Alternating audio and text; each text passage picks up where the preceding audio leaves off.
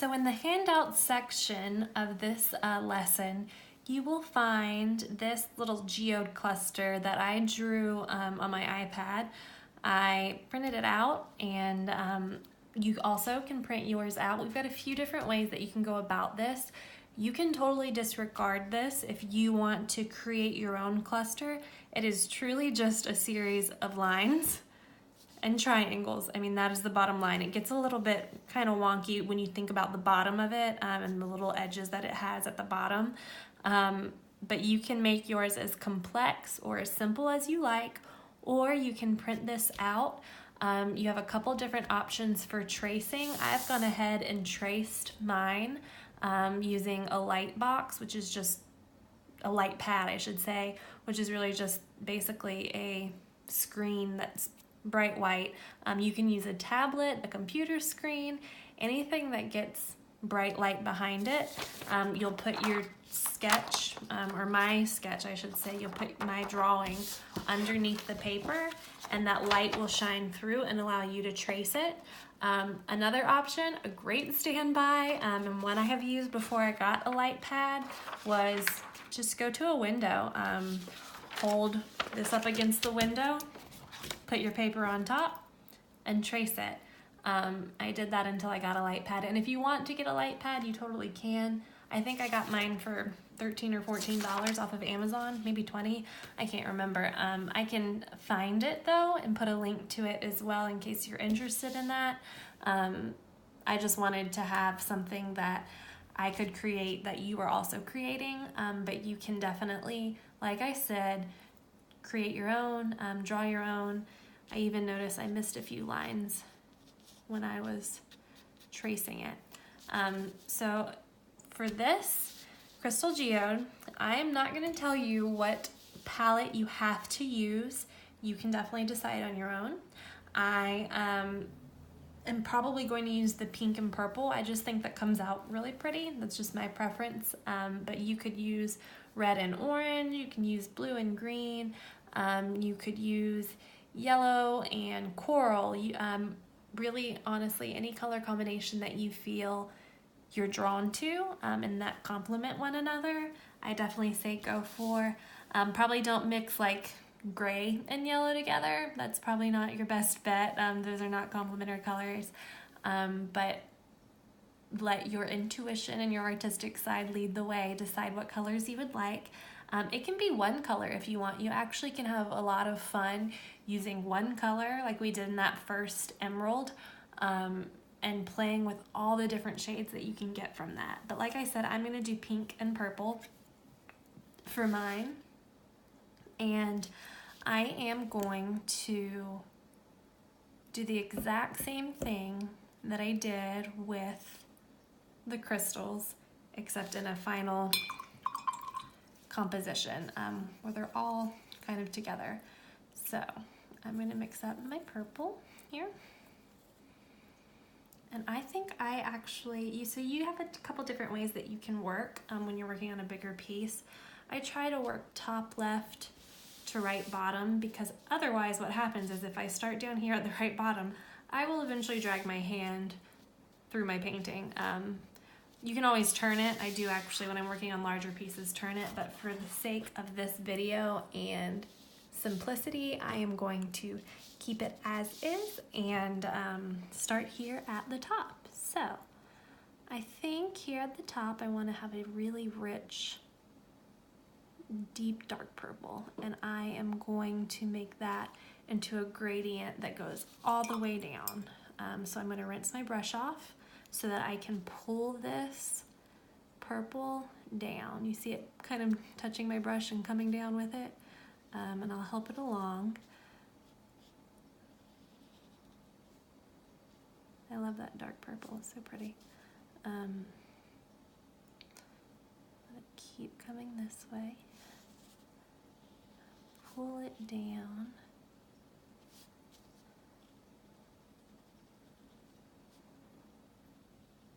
So we've got that dark corner up at the top. It's going to transition down into, and don't feel like you have to stay within the lines. Just here I went up a little bit past where I originally had traced it is okay. Try to stay within the general guideline of your shape, but don't feel that you absolutely have to follow the shape that I made for you. So I like that. I like that dark. I might pull a little bit of depth down and kind of at an angle or a hard angle, so it's kind of like a long, is that a triangle there? Kind of making an imaginary line with the shading. There we go. So darker up at the top. I think that I will move to this next section here because I don't want to start right here and end up bleeding into that. So I'm again going to do a purple dark up the top.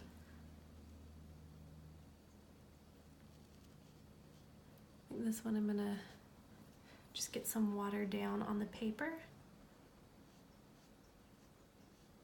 And then go pick up my purple and drop it in.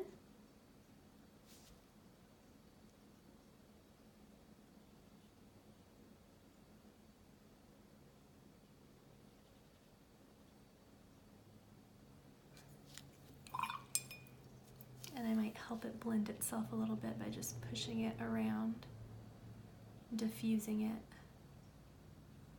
Letting that diffuse, I think that's so pretty.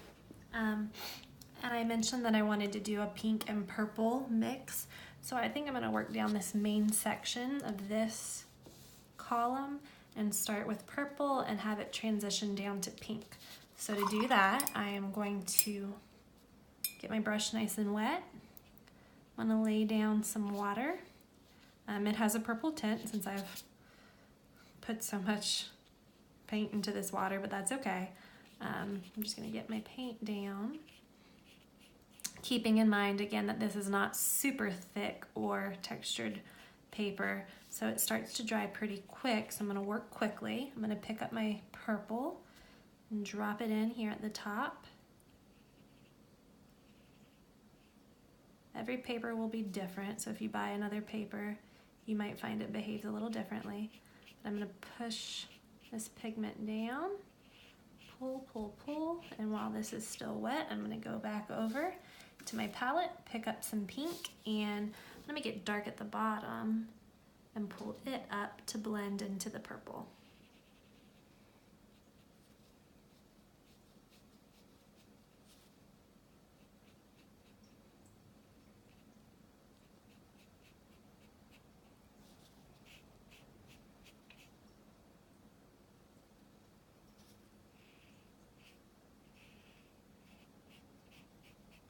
Let that mix together and do what it's gonna do. And I'm gonna go back and pick up a little bit extra purple because I kind of want to keep that deep dark line at the top.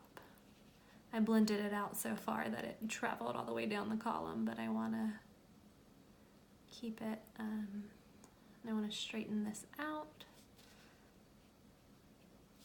I love, love, love, love watercolor. Let this keep going down. I'll let it have a dark edge all the way down, and I'm going to go back and pick up some pink and do the same thing on this side without running my hand through it, which is always the most difficult part for me. I'm really good at ruining paintings by dragging my hands through them. If I don't do it at least once during these lessons, I'll be amazed.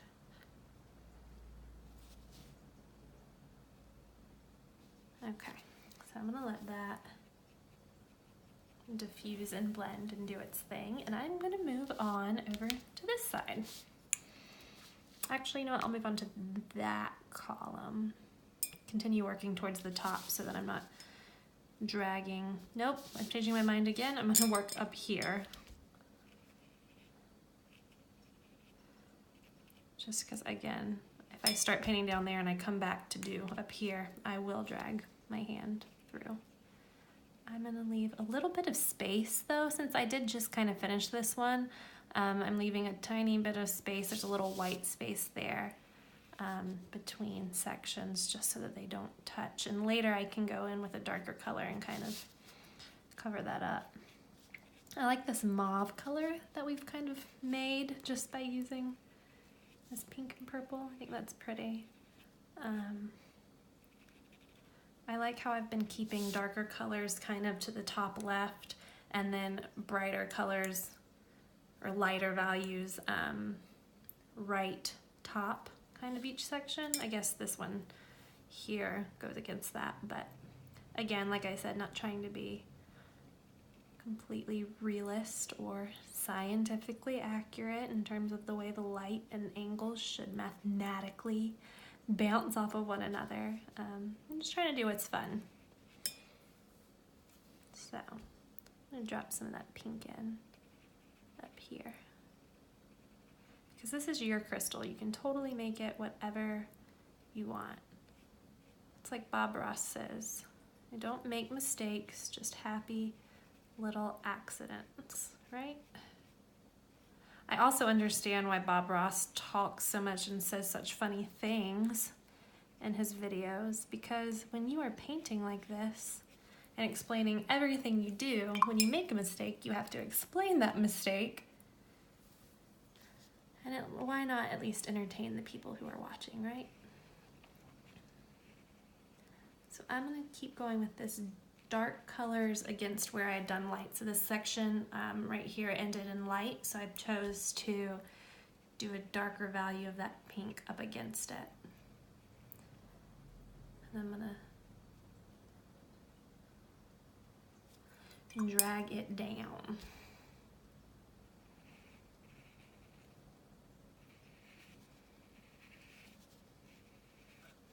And just pulling it across.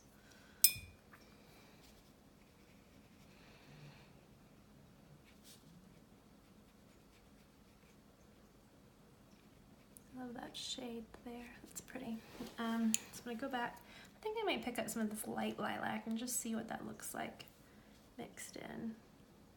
It's kind of a fun in between the dark purple and the pink. A transitional middle color, I guess. It blends nicely with the pink.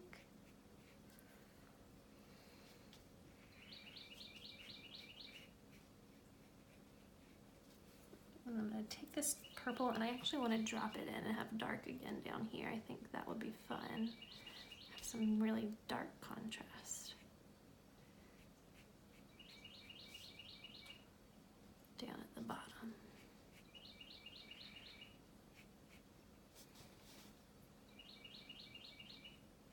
Okay, so I'm going to let this dry. Well, actually, I'm going to clean this up just a little bit.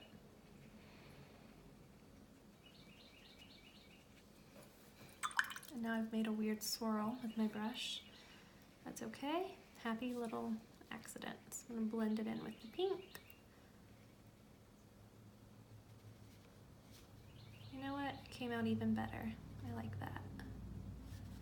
I like it.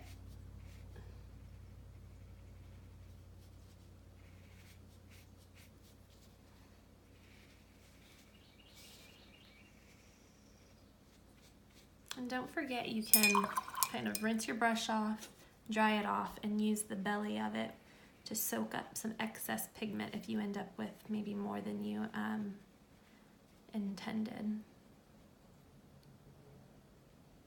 Okay, I'm gonna let that be, let that dry. And I am going to come back over and finish this long side here. And drop the paint water down. I think I'm gonna let that be pretty light overall. I'm gonna take some of this pink and drop it in, but not a lot. I think I'm gonna let that be a pretty light section for contrast. I think that would be pretty when it's all said and done. So I'm gonna let that dry there. And I think I might do the same thing over on this side since I've got such dark to kind of medium values. I'm gonna keep it light on this side. I might, at the very edge, accent this outer edge with some dark, dark, dark purple and leave this inner part. Let's see what that looks like. Worst case scenario, I'll just have a completely dark edge, but we'll see. I'm gonna drop this in right on the edge. Yeah, I like that. I think that looks pretty cool. I might lighten it up a little bit as I finish going down.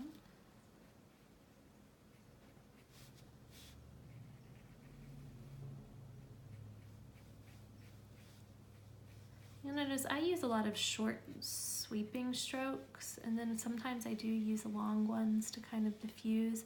There's not a right or wrong. It's, well, there might be a right or wrong depending on what you're actually trying to accomplish in a given technique, but for this, you can do either. Just pulling that dark color down the edge there. Yeah, I like that. I think that looks good. Okay, I think I need to finish that triangle right there. So I think what I want to do with it, I accidentally brought this pink piece down a little bit too far, but that's okay, because I think if I use a dark color, I can counteract that. And I think that's what I'm gonna do. I think I'm actually going to, here, I'm gonna show you. I'm gonna take the purple, I'm gonna put it over here into one of the mixing wells, add a little water so I can get that pigment in there. I'm gonna rinse my brush off. I'm going to pick the pink up and also drop it down, so I'm actually mixing the shade before I put it down. So I'm gonna take that and let that be a super saturated dark edge here. This color mix, I think that'll be pretty. Yep, I'm gonna rinse my brush off and I am going to pull that in a little bit. That's a fun color. I'm gonna let it be light on the inside and dark on that outer piece. Perfect. Gemstones are so fun to paint. You really get to play with the levels of a color, which is what I really wanted to do in this lesson, is let you see that gradient. I think that's important when you're working with more difficult projects in the future. Not that we're gonna get into super complex projects, but once we start actually legitimately talking about where shadows should be, you know, if the light was hitting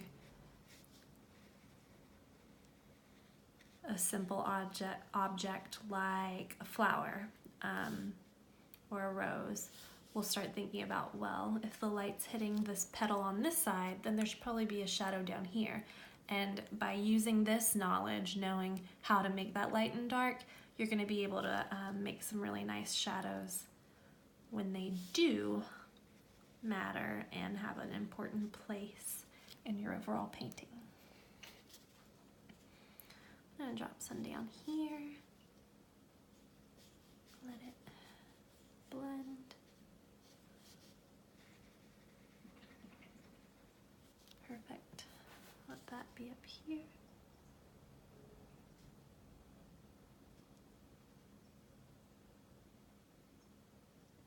Great. Let me drop a little bit more down here.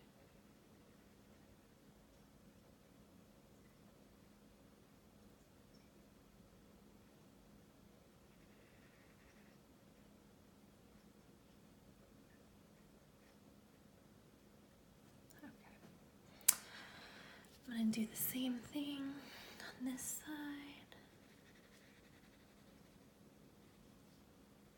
See, I pushed a little bit too hard and went past the original line I drew for myself, but that is okay. Oh, I did it again, guys. This might end up being a two-sider just because I got a little sloppy there. So I'm just going to pull all this up. Might leave a little bitty white space in between them. Come back later and put a dark color there.